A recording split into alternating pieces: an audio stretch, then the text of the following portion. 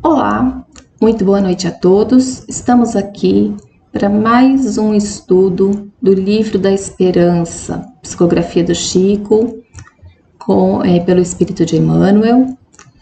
Hoje nós estudaremos o capítulo 22, intitulado de Amenidade. O versículo escolhido por Emmanuel está lá em Mateus, capítulo 5, versículo 4, que diz: Bem-aventurados os mansos, porque eles herdarão a terra. Jesus. E ele relaciona com o capítulo 9, item 6 do Evangelho segundo o Espiritismo, que diz: a benevolência para com os semelhantes, fruto do amor ao próximo, produz a afabilidade e a doçura, que lhes são as formas de manifestar-se. E então ele começa. Surgem sim as ocasiões em que todas as forças da alma se fazem tensas, semelhando cargas de explosivos prestes a serem detonadas pelo gatilho da boca. Momentos de reação diante do mal, em que a fagulha da mágoa assoma do íntimo, aviventada pelo sopro do desespero. Entretanto, mesmo que a indignação se te figure justificada, reflete para falar.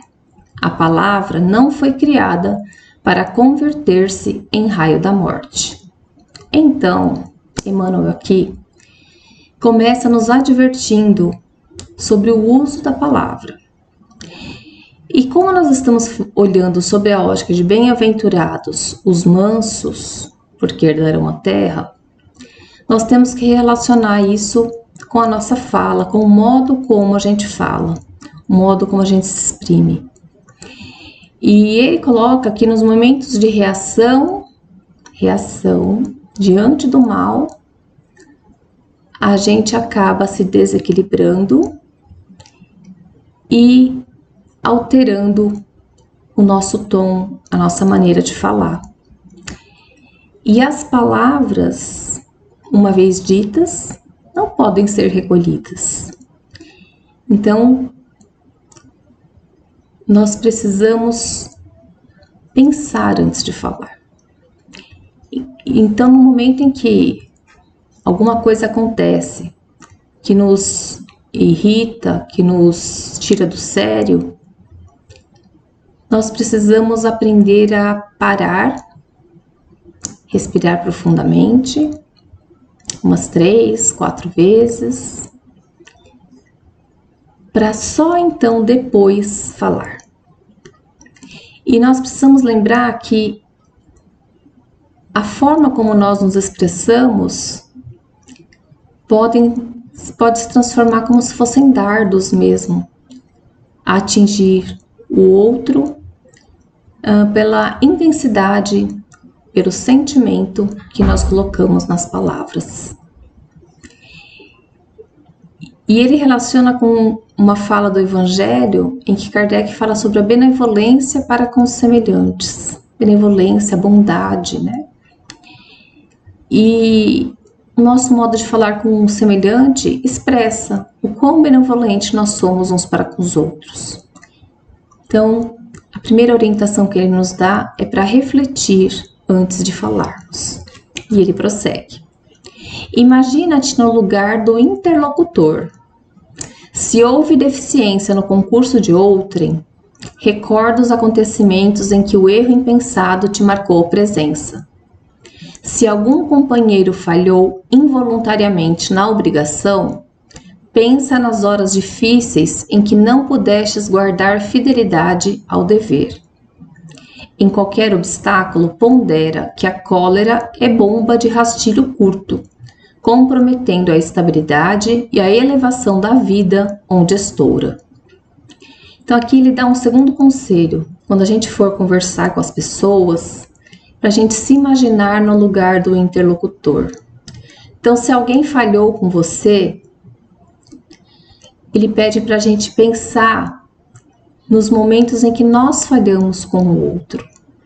Então, me colocar no lugar do outro. Aí ele fala, se o companheiro faltou na obrigação involuntariamente, pensa que houve momentos difíceis para você também, que você não conseguiu cumprir o seu dever com a fidelidade que devia. Afinal, nós somos todos ainda humanos, o que significa dizer que somos imperfeitos e estamos todos buscando o caminho para aperfeiçoar o nosso espírito. E ele nos lembra que a cólera é uma bomba de rastilho curto e ela causa um dano danado onde ela estoura. Então nós devemos, antes de nos encolerizar com o outro, nos colocar no lugar do outro. Então é o segundo conselho que o Emmanuel nos dá. E ele vai para o terceiro aqui, ó. Indiscutivelmente, o verbo foi estabelecido para que nos utilizemos dele. O silêncio é o guardião da serenidade. Todavia, nem sempre consegue tomar-lhe as funções.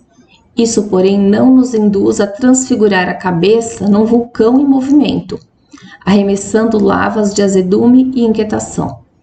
Conquanto se nos impõe a dias de franqueza e esclarecimento, é possível equacionar harmoniosamente os mais intrincados problemas, sem adicionar o fogo da violência às parcelas da lógica. Então, aqui ele diz que o verbo foi criado para que a gente utilize dele. E ele coloca que o silêncio é o guardião da serenidade. Mas, às vezes, o silêncio, ele é só aparente, porque por dentro nós somos como um vulcão em erupção. Então, nós não estamos externando aquilo que está no nosso íntimo, mas no nosso íntimo nós estamos explodindo. Então, nós precisamos fugir deste tipo de comportamento também. Orai e vigiai, vigiar os nossos pensamentos, para que a gente não caia nessa armadilha que a gente mesmo traça. E aí acabamos por ser vitimados por nós mesmos, né? Por causa do nosso temperamento, por muitas vezes ser hostil, quando nós nos encontramos de alguma maneira contrariados ou feridos. E aí ele vai concluir dizendo: dominemo-nos para que possamos controlar circunstâncias. Chefiemos as nossas emoções, alinhando-as na estrada do equilíbrio e do discernimento, de modo que a nossa frase não resvale na intemperança. Guardar o silêncio quando preciso, mas falar sempre que necessário. A desfazer enganos e a limpar raciocínios, entendendo, porém, que Jesus não nos confiou a verdade para transformá-la numa pedra sobre o crânio alheio, e sim num clarão que oriente os outros e alumie a nós mesmos. Então, ele está dizendo aqui que nós temos que buscar a estrada do equilíbrio e do discernimento, para que as nossas palavras não sejam carregadas de intemperança, ou seja, de sentimentos desalinhados, desencontrados. Nós devemos guardar silêncio quando preciso. Então, às vezes, é melhor que eu me cale do que entrar numa discussão. E, posteriormente, eu converse com a pessoa a respeito daquilo que me irritou, que me magoou, de alguma forma. Aí ele coloca que nós devemos falar o necessário para desfazer enganos e limpar raciocínios. Mas Jesus não nos confiou a verdade para que a gente transforme a verdade em pedras para serem arremessadas sobre a cabeça do outro. Então, nós não devemos entrar em discussões para que a gente tenha a verdade,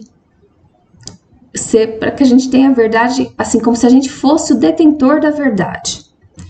Nós devemos lembrar que a maior orientação que Jesus nos deu não foram com palavras, foram com exemplos.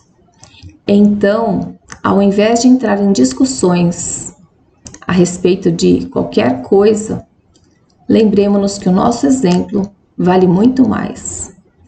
Jesus nos deu muitos exemplos, inclusive buscando esclarecer os escribas, os fariseus, os saduceus que o procuravam e que questionavam aquilo que ele falava. Ele sempre esclareceu com calma, às vezes sendo firme, mas jamais faltando com a caridade. Então, que a gente possa se espelhar em Jesus para nos conduzirmos e que possamos refletir sempre mais em como temos feito o uso da palavra na nossa vida diária. Um grande abraço a todos e até a próxima semana.